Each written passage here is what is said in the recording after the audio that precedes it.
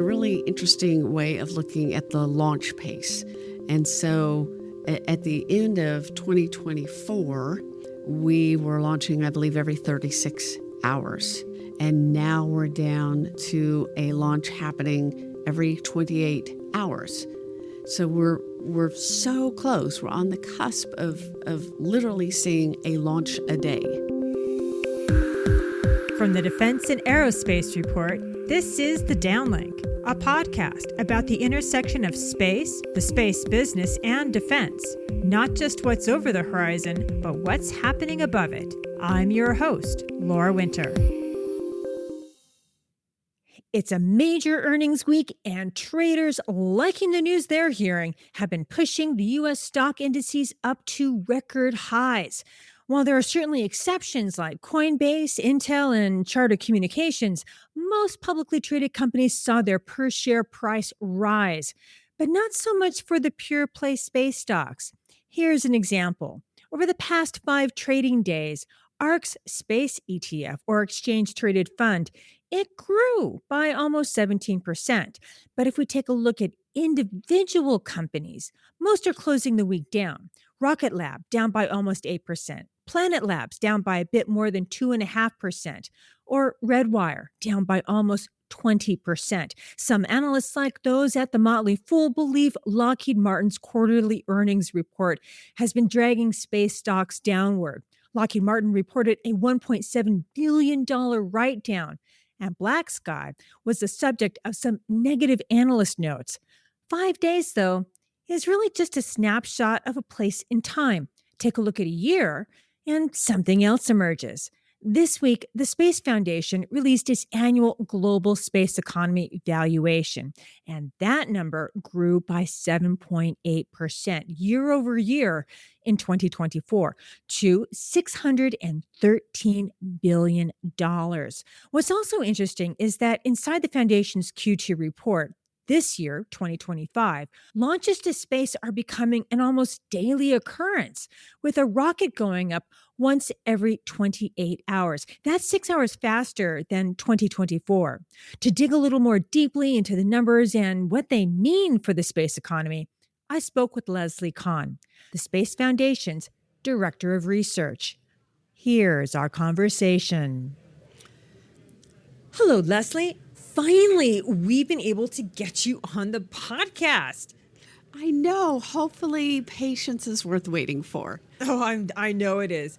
So, Lesley, take a moment and introduce yourself. You know, what you do at the Space Foundation and also where you do it. Okay.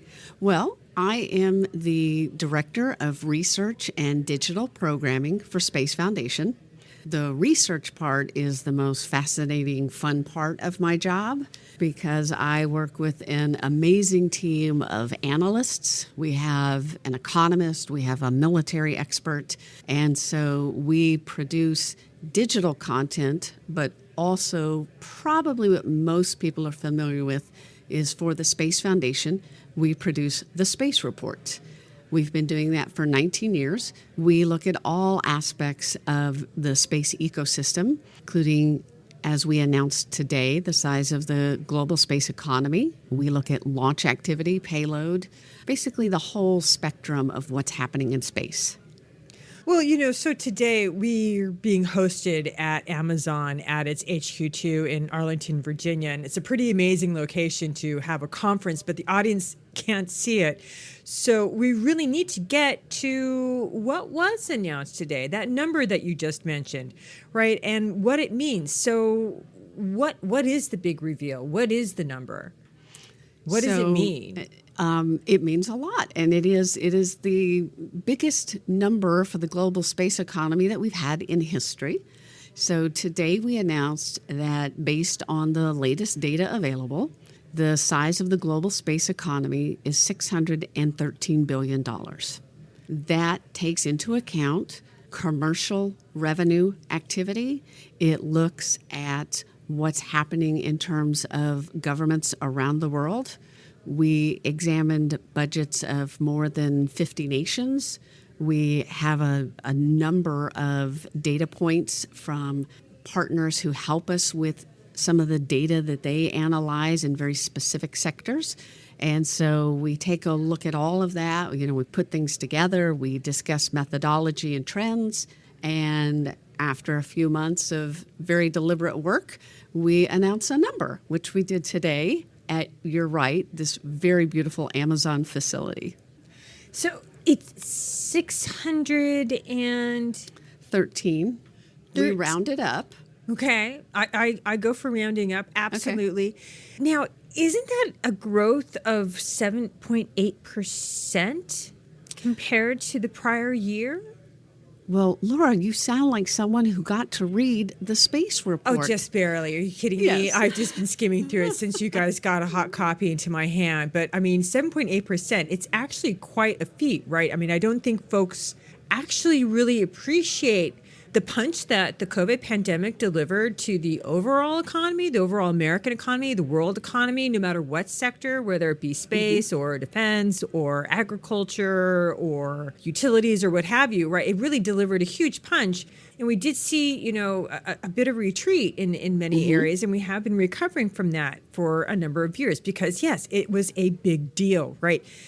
But I don't think people actually appreciate the effect of that and how it affected the space economy. But if the Space Foundation is actually right, the space economy could be worth $1 trillion at this rate of growth, right, of 7.8% or more. I believe the CAGR, which is the compound annualized growth rate, is a pretty serious number here. And if you guys are right, the space economy could be worth $1 trillion by 2032, not 2035, not 2040, as some other organizations have predicted.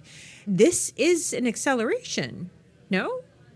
I think it definitely shows a continued, fairly robust expansion and growth. And it would depend on some of the projections that you look at, because some of these projections, for example, put the estimates at, say, 1.8 trillion by 2035.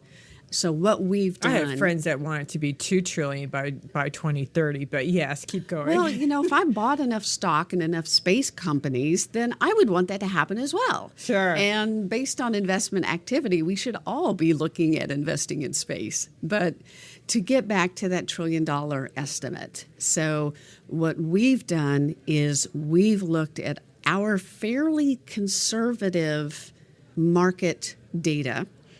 We don't do a lot of forecasting. Really what we do is we look at actual data, not projections, not, investment forecasts. So this is actual data that we've tracked now for 19 years. Right. We should make clear that these numbers are for 2024, not for 2025. So it takes a year for you to actually hunt down, gather, analyze, boil down, and say, right, this is what this stuff means. Right. Right. And that's an excellent point, because even though we're reporting on 2024 data, some of that data doesn't release until late June, early July. So 4th of July weekend for us is always a nail biter. Oh, wow. Because we are literally waiting for some international reports to come out. They're the last numbers that we drop in. You have a barbecue at the Space Foundation then? It's an all-nighter. Okay. Next year when we have our pajama party, we'll let you watch it all happen live. But awesome. Yes. But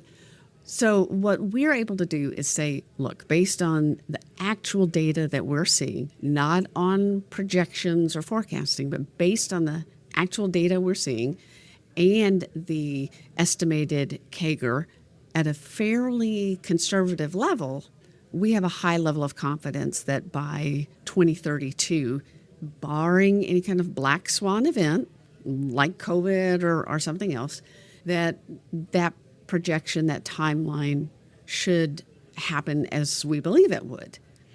I want to ask you, though, about, when you say the space economy, just so that we could also be a bit conservative in what the definition is, right? Because when you're looking at the space economy, what is it actually measuring? Because it's not really measuring, let's say, the revenue of John Deere, right? We know that John Deere uses space systems in their products, especially for self-driving machines, right? But Absolutely. That's not actually what you're measuring. Right. Again, we try to be fairly well defined in that we look at 12 sectors on the commercial revenue side. We do look globally, but we look at key contributors such as ground stations and equipment. We look at the growth of positioning, navigation, and timing. We look at satellite manufacturing, the value of spacecraft. So really fairly well defined. Then on the other side of that, we look at government budgets. We could certainly do a lot of downstream analysis and, we could say, oh, well, we know John Deere and farmers use satellites, therefore we should take a percentage of whatever their revenue is. Or we could also, and we really don't do this, but it'd also be hard to figure out. Right, it's exactly. Like how do you put a number on that? Right. And the more you extrapolate or the more you try to use, predictive modeling, the numbers get a little bit fuzzier. That sounds like a job for AI. Very much. But speaking of the numbers, and we are going to get into AI in just a minute or two, right? Let's break down the numbers a little bit, and maybe we should start with, how much of the space economy is purely commercial revenue, right?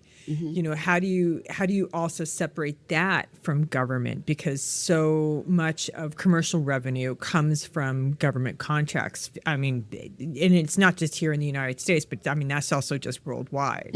Absolutely. Right? So how do you separate out that revenue or from, let's say, a government budget?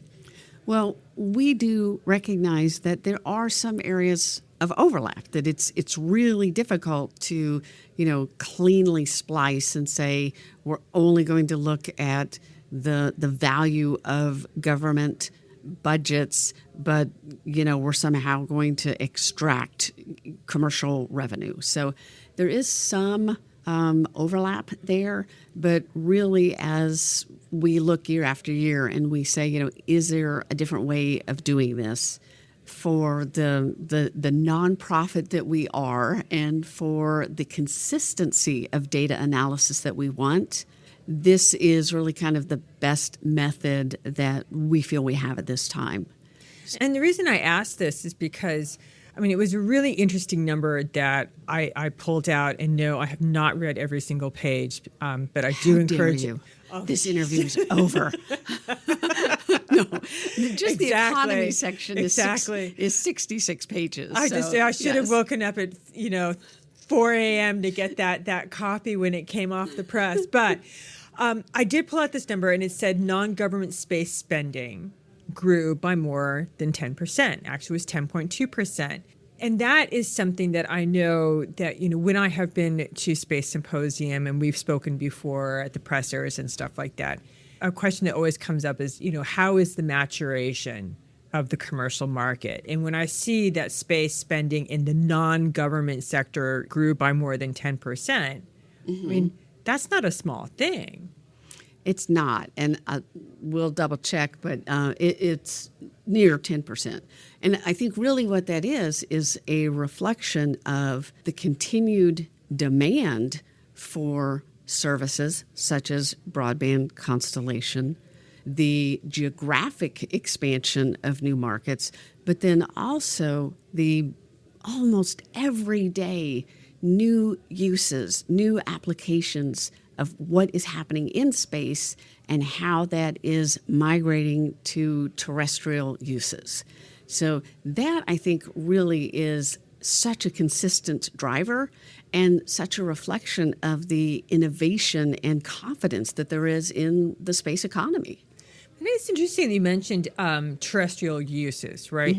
And correct me if I'm wrong. So now I'm going to assume, which is always a danger. Right. But a lot of these terrestrial uses are using applications that leverage broadband connectivity. Because I noticed also the losers, the sectors that were losers in your report was satellite TV, satellite radio, Both of those are terrestrial uses. And then, of course, insurance. And we know the reasons for that because everybody, hey, there were a few breakups and bust-ups and there were some payouts. And so, yeah, ouch. Insurance has been having just a wee bit of a tough time. And we've done an episode on this before. So, and in fact, I should have the insurance guy back on. Anyway. I'm sure he would like that. He would. But I found it really interesting that satellite TV and satellite radio are not doing so well. But yeah, it is the broadband. It is the proliferated broadband constellations. You know, obviously we're thinking Starlink, but here we are at Amazon HQ. I mean, Kuiper's coming online. We've got OneWeb. So perhaps, you know, that there will be more with that. And then there was the other thing that I found, right? Human spaceflight. Oh, well, now that is 610%. Yes. Let's do add an asterisk there that when you have small numbers and changes in small numbers, it tends to reflect or show really big percentage increases. So you are right, year-over-year growth for commercial human spaceflight was at, I believe, 610.9%. So yes, we'll round up to 611%. So, I mean, it's a staggering number. It's like, a great number. That's so awesome. It's just don't look under the hood. Right. But then when you look at the actual dollar amounts and see we're still in the, hundreds of millions of dollars, it's a tiny little it's still part. a thing, though. Yeah. I think it is. It's like a little shiny diamond that again points to the potential of what's about to happen in space. The same thing for in-space servicing, assembly, and manufacturing, ISAM. Big gain in that. 5 years ago, we were barely starting to talk about that. Now we're at a point where we recognize that as a sector that we need to identify and follow. What is still, though, the real foundation of the big number, 613 billion, are the larger established sectors like positioning, navigation, and timing, and the ground stations and equipment that receive the signal that, allow us to do so much. So those are the, behemoths coming in at like 232 billion. But still, little numbers, amazing percentages, all points to the ongoing potential and excitement around space. But even those traditional sectors, one would think, well, gosh, how much will they actually grow, right? Because they have been there for a while. They have been improved for sure. But the kind of infrastructure is, there already, right? But it also increased in its revenues. So, even things that are actually already well established, those sectors are still growing. We should actually get into defense, though, right? Because the Space Foundation found that global defense spending in 2024 reached almost $60 billion. The lion's share was spent in the United States, surprise, surprise, just under $50 billion. And the rest of the world spent just over $11 billion for space and defense. The trend is actually quite interesting, though, because when we're looking outside the United States, because the United States, for us, we've been using space systems in defense for decades, right? Since Gulf War Part 1. So that's just not hugely surprising. But what I do find it really interesting is that it's not just the People's Republic of China. Yes, they do have a big chunk of it, but it's not just the People's Republic of China that is also investing in sovereign space capabilities. Since 2020, defense and space spending outside of the United States has increased by 76.5% since 2020. That's 4 years. Right. That's in the middle of COVID recovery. Right. In the middle, yes. And keep in mind, and it's not just China either. Yes. Oh no. As far as outside the United States, yes, lion's share goes to China, but it's a whole bunch of nations. Absolutely. This is India. It's Japan, Europe. It's what's happening in Japan and South Korea. And keep in mind that number specifically, that looks at 2020 to 2024 data.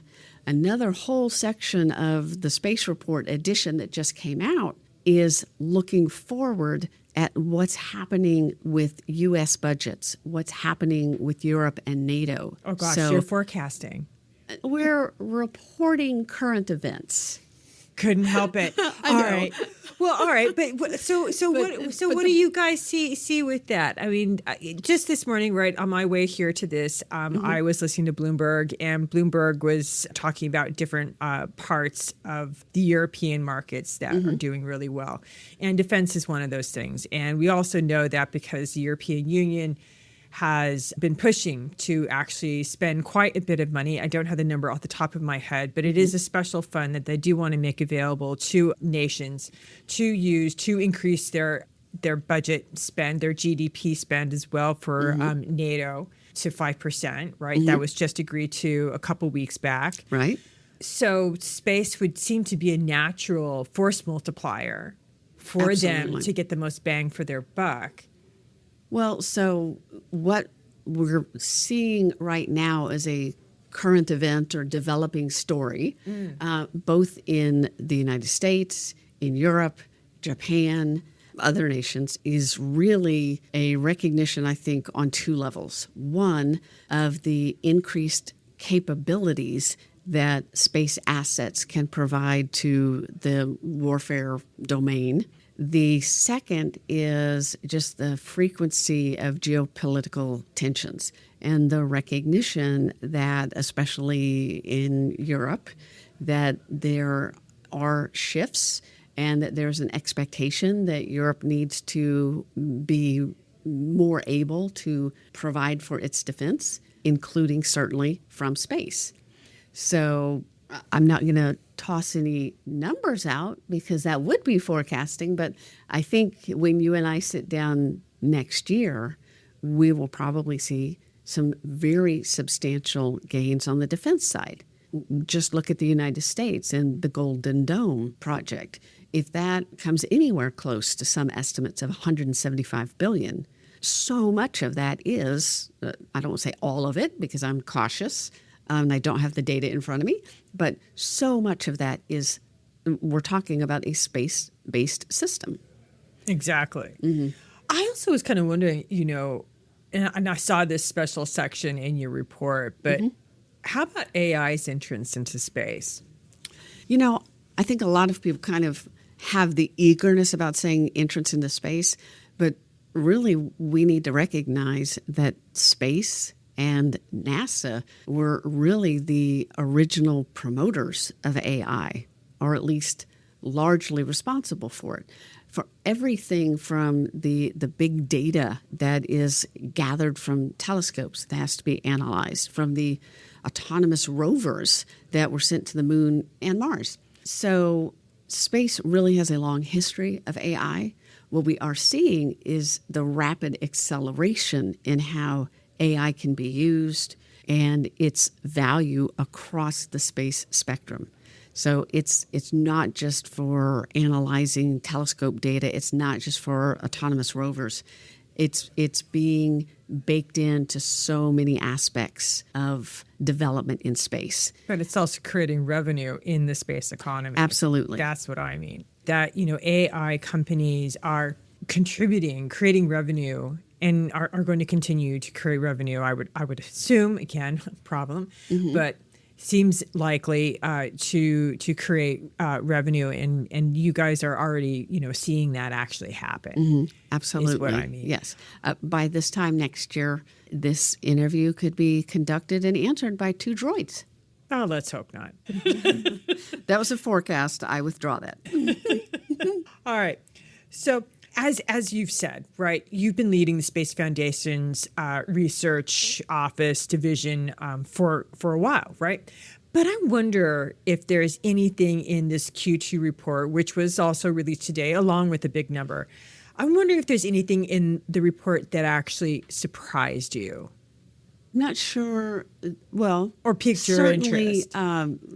A 611% increase was a great little treat there. But I think in terms of some other interesting notes is One, that one of our analysts, Tom Roeder, who's been a guest on your program before, has taken a really interesting way of looking at the launch pace. And so at the end of 2024, we were launching, I believe, every 36 hours. And now we're down to a launch happening every 28 hours. So we're so close. We're on the cusp of literally seeing a launch a day. And when you look at at the number of companies that are developing launch vehicles that are poised to have maiden flights, we're really going to see that number, I think, drop suddenly again. Not sure that it will be this year, but it could be, early 2026. So that's one thing that I think was really interesting. A second thing is another analyst, Jeff Gardner, took a look at the number of commercial companies that are developing plans and building satellite networks to really closely monitor disaster situations on Earth. So EO systems that are specifically tiered to looking at wildfires, to earthquakes, to other, natural disasters that can now be really finely honed to develop information and share that in a highly timely environment. Now, to wrap this up, yesterday the S&P 500 reached a record level. We've also seen a lot of renewed interest in space investing in both the public and private markets this year. What's a trend that we need to pay attention to, do you think? I mean, you just mentioned launch, right? Launch every, 28, 30 hours is pretty amazing. Or is it proliferated systems? Is it AI? I mean, in your opinion, what part of this mural should we pay attention to? What's moving? I think from a macro standpoint, one, I would say pay attention to space investment overall and the opportunities this space is now presenting.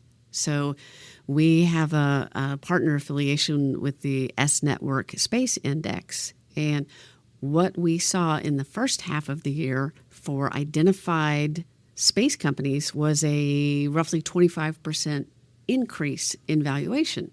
We checked at the close of the market yesterday, and of the 44 companies tracked within that index, 70% of them have seen additional gains since June 30. So I think just overall seeing the recognition of space's potential is a good starting point.